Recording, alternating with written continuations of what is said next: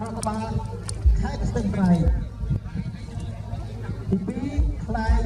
រតនាគារខេត្តសៀមរាប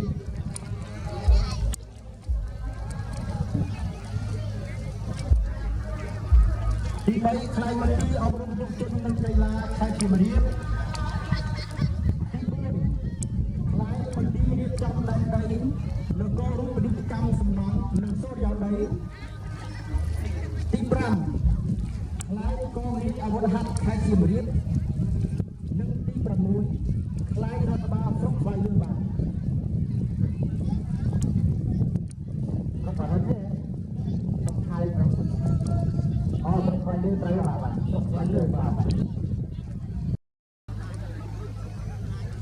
ជុំទី2បានមកដល់ហើយអូយអ្នកខ្លាំងទាំង16នាក់ទាំងអស់គ្នាម្ដងទៀតបាទឥឡូវនេះរកឃើញអ្នកខ្លាំងទាំង16នាក់ហើយឥឡូវនេះអ្នកទាំង16នឹងមកបញ្ចេញសមត្ថភាពដើម្បីទៅតាមយកជើងឯកចាំកុំតណាចេតនានៅគ្រប់គ្រងទាំងអស់គ្នាឥឡូវនេះយើងចាប់តាមពី6នាក់ដំបូងទី1គឺជាកន្លែងដែលមកពីរដ្ឋបាលខេត្តស្ទឹងត្រែងមានឈ្មោះថាស្ទឹងត្រែងបេះដូងខ្ញុំឥឡូវនេះលោកគ្រូយើងអាចចេញតាមបានទេបានស្ទឹងត្រែងរួចហើយណាជុំទី2ចេញតាមហើយ1 2 3ស្វាគមន៍ខ្លែងរបស់រដ្ឋបាលខេត្តស្ទឹងត្រែងដែលមានឈ្មោះថាស្ទឹងត្រែងបេះដូងខ្ញុំបង្ហោះក្នុងជុំទី2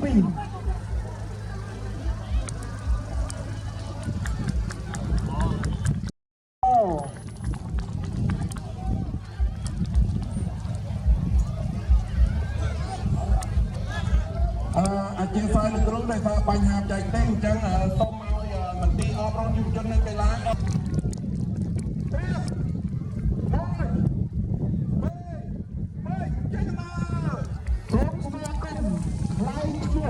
មិនជ័យមានរិទ្ធរបស់មន្ទីរអប់រំយុវជននិងកីឡាខេត្តសៀមរាបគឺមកពីមន្ទីរបាទកុំឲ្យខ្លាំងពីមានតែក្រុមនេះបងតែជាអ្នកខ្លាំងក្នុងជំនេះមានតែក្រុមរួចហើយ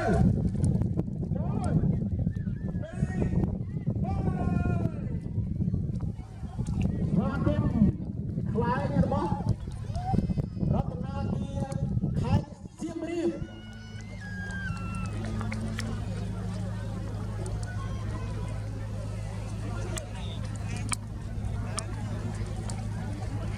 ជើងខ្លាំងទី4មកពីមន្ទីរ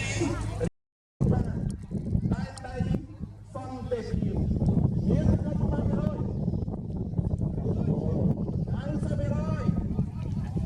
សង្ឃឹម90%តើមានសមត្ថភាពប៉ុណ្ណាមើលដល់នេះ1 2 3បាទខបសាទរដែនដីសន្តិភាព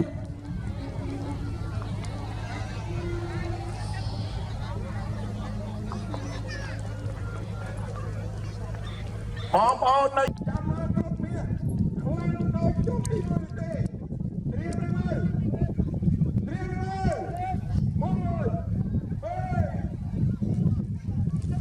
បាទអបសាទរពិតជាក្រុមមាសមែននេះបាទ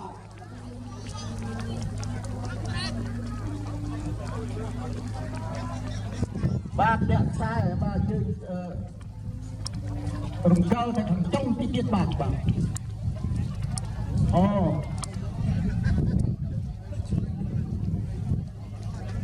កងបើជើងខ្លាំងជុំទី2មួយដែរបាទស្ងាត់ចង់តែជើងមួយទៀតណាចង់តែ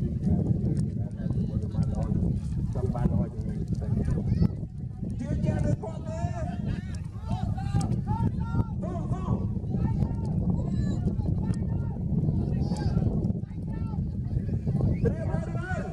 អត់ឲ្យទេលើកាមេរ៉ាស្រុកស្វាយលើគឺព្រះអង្គធំមានទេ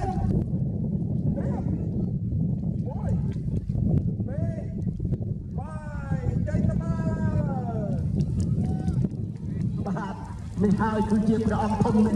របស់រដ្ឋបាលស្រុកស្វាយលើបាទសូមគោរពអញ្ជើញស្នងការនគរបាលខេត្តសៀមរាបនៅខកឡើងនឹងខកនៅនេះបាទអត់ដែរ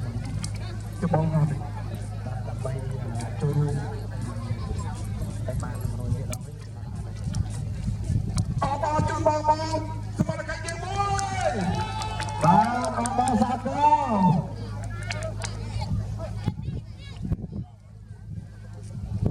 បងឃើញជើងបាន6ទៅហើយបងខ្លាចទេអត់ខ្លាចទេមិនឃើញទេបង3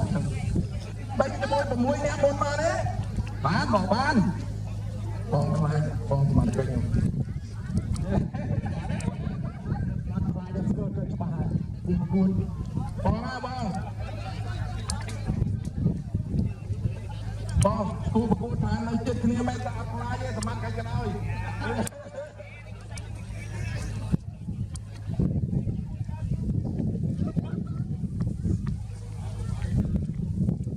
មានអារម្មណ៍យ៉ាងណាដែរមកជុំទី2អូន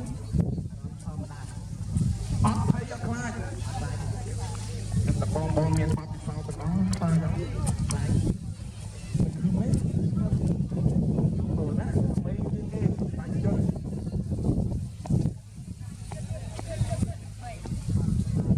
ការប្រកាសគឺ200អូយបាទតើនឹងក៏លោកតារាតោះអាចចាប់ផ្ដើមពីក្រុមការរបស់តែទី3បាទជួបជើងក្រាញ់ទាំង6ជួបទី2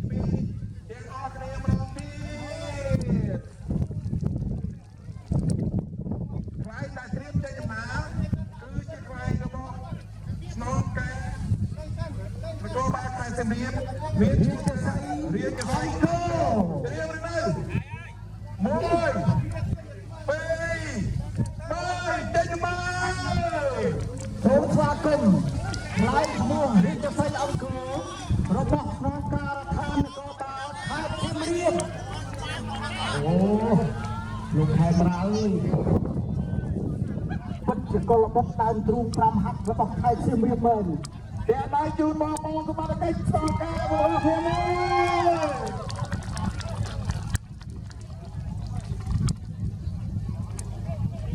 ត្រឡប់ទៅនៅត្រៀមអូបាទតូនជាថ្លៃបាទសូមបានខិតទៅមុខនេះដើម្បីបោះជាន់បាទសូមរំកិលទៅមុខនេះបាទបាទស្នងការនគរបាលរំកិលទៅខាងចុងទៅទៀតបាទសូមជម្រាបថា16ក្រុមនឹងបង្ហោះហើយអត់ទាន់តែណាឆ្ងាយទេនៅចាំស្ដាប់ដល់ប្រដើម្បីគ្រវីអាយណែវគ្គចុងក្រោយហើយថាកងពលផ្ដាច់ព្រាត់នៅគ្រវីអាយទៀតបាទបាទលោកគ្រូយើងអាចឡើងបានទេលោកគ្រូបាទឡើងបានបាទអញ្ចឹងត្រៀមរៀបចែកបាន3ខ្នាពោត្រៀម1 2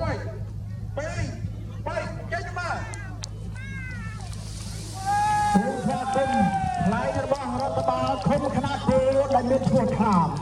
រាជសីបារមីខ្នាតពោបាទយើងមិនទាន់ទៅណាផុតពីខ្នាពោទេបាទគឺជាខ្លែងបងប្អូនគ្នាខ្លែងនេះមានឈ្មោះថាមូនីសែនជ័យចាំមើលបងប្អូនទាំងពីរនេះធ្វើបានអត់ទេត្រៀមមូនីសែនជ័យ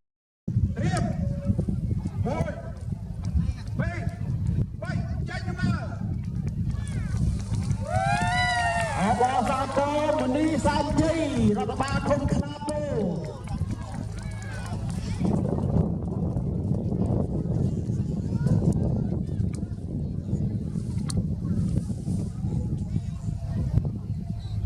បាទឆ្នាំនេះស្រុកបន្ទាយស្រីបានកម្មប្រមាណ100ទៅនេះ100%អបអរដល់បន្ទាយស្រីមួយជ័យសង្គ្រាមបានត្រៀមបង្អួតហើយ1 2 3ជ័យសង្គ្រាមអបអរសាទរខ្លាយឈ្មោះថាជ័យសង្គ្រាមមកពីរដ្ឋបាលស្រុកបន្ទាយស្រីខ្លាយនេះ រំលេចទៅនៃការរងគ្រោះក្រោមអធិពលនៃសង្គ្រាមដល់មកពីរយអង្គ9ពីរយអូនិយាយខ្លាំងជាងខ្ញុំទៅទៀតបាទបង្ហោះចោលមកកាន់មេក្រូជ្រុងខ្ញុំបងអស់ផ្នែកម្ដងបាទលោកយ៉ាងណាឡើងបានទេលោកបានជិះអូជ័យស្រី1 2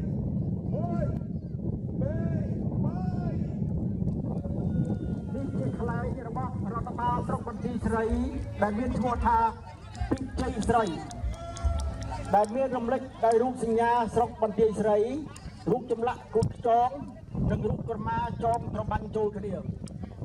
យើងចេញពីមន្ទីរស្រីត្រឡប់មកកាន់ស្រុកស្រីស្នំអ្នកណាហ្វេនស្រីស្នំរបស់គ្នាលើកដៃរដ្ឋបាលស្រុកស្រីស្នំមានឈ្មោះថារដ្ឋបាលសម្រាប់ស្រីស្នំប៉ុន្តែ1 2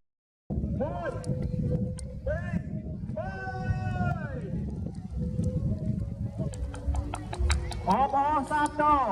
រដ្ឋបាលស្រុកស្រីស្នំដែលមានរូបនាងស្រីស្នំអង្គុយលើទូកដែលលិចក្នុងទឹក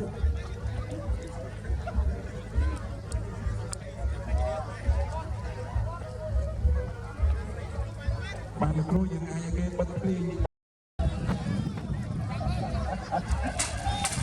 បាទប្រុសស្នំមិនអាចខ្លាចជាស្រីស្នំទេចាប់ដោយបរិបូរណ៍សូមគ្រូយើងខ្លែងរបស់រដ្ឋបាលស្រុកពួកមកនៅយន្តទី1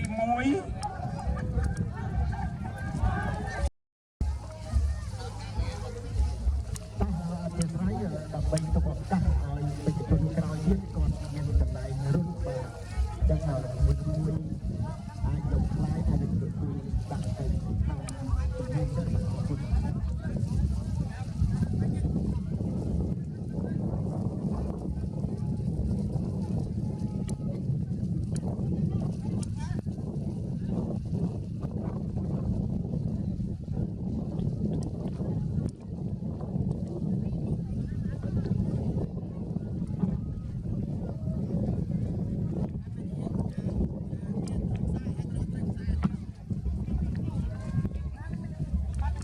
បានគ្រូអាចសូមឲ្យតន្ត្រី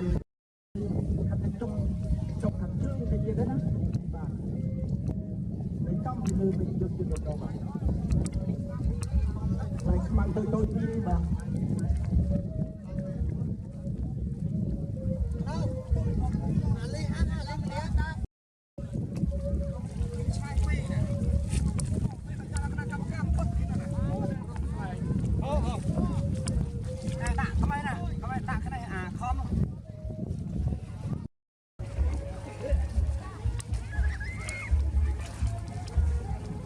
ឥឡូវនេះយើងឃើញថាជើងខ្លាំងទាំង12បានបញ្ចេញសមត្ថភាពរួចហើយនៅផល4នេះចុងក្រោយចាប់មើលទាំងអស់គ្នាតើ4នេះសំជាជើងខ្លាំងទាំង4ចុងក្រោយទេខ្ញុំទោះណាយើងទៅដែរយើងមើលទាំងអស់គ្នាបាទកណ្ដាលប៉ះសៀមរាប2កណ្ដាល2យើងចាំមើលបើសិនជាខ្ញុំសូមស្មាត់ចិត្តគ្រូវ៉ែនឲ្យយាយកណ្ដៀវសដៃនៅđâyលោកកាមេរ៉ាបាទផ្ទះដៃជូនយាយកណ្ដៀវមួយ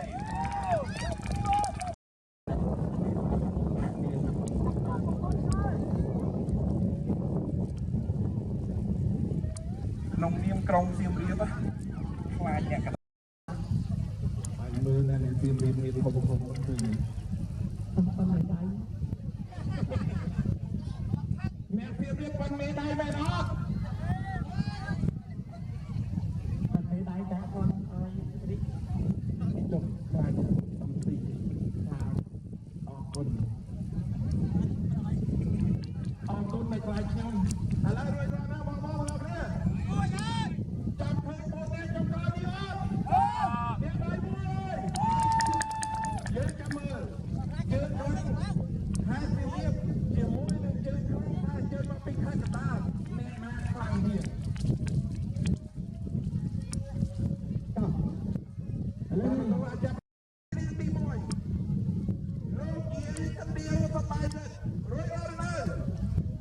រៀបមួយពីរបាយ សូមស្វាគមន៍ខ្លាញ់ឯកមកពីរដ្ឋបាលស្រុកពួរដែលមានឈ្មោះថាយីកណ្ដៀវសម្ដែងនិត អ្នកដៃឲ្យយាយកណ្ដៀវមួយ ឃើញទេមិនធម្មតាទេ បាទតែយាយកណ្ដៀវមានតែមួយណាបង នឹងមានតែមួយនោះបង្ហោះមុននេះក៏មកកណ្ដៀវហ្នឹងឥឡូវនេះក៏កណ្ដៀវហ្នឹងដែរ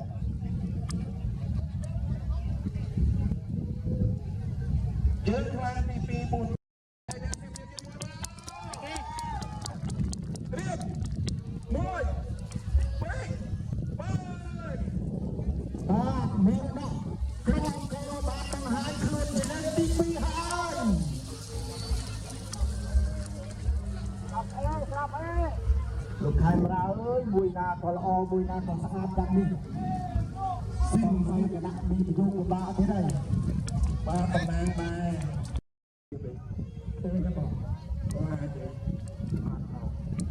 អូខេបើខ្ញុំមើលតែខ្វាយទេមិនដឹង ទៅតាមទៅ អរគុណឥឡូវនេះ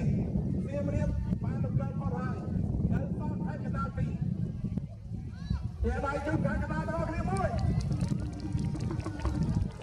បាទហើយកដាទី1នេះមានឈ្មោះថាអភិជ័យសន្តិភាពខេត្តកណ្ដាល ឥឡូវត្រៀមទាំងអស់គ្នាកម្ពុជាត្រូវការសន្តិភាពត្រៀមមួយពីរបាយ អបអរសាទរខ្លាញ់មហោបតាខេត្តកណ្ដាលចូលខ្លាញ់មានឈ្មោះថាអភិជ័យសន្តិភាពខេត្តកណ្ដាល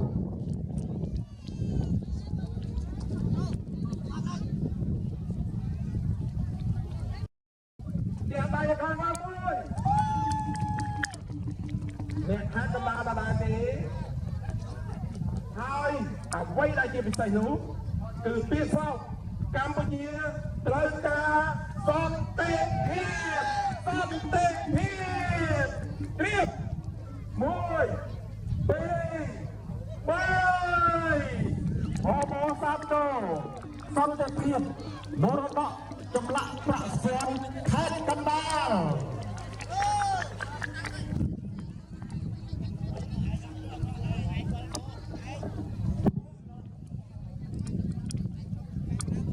ប្រិយមិត្តអ្នកសិទ្ធិជនជាទីមេត្រី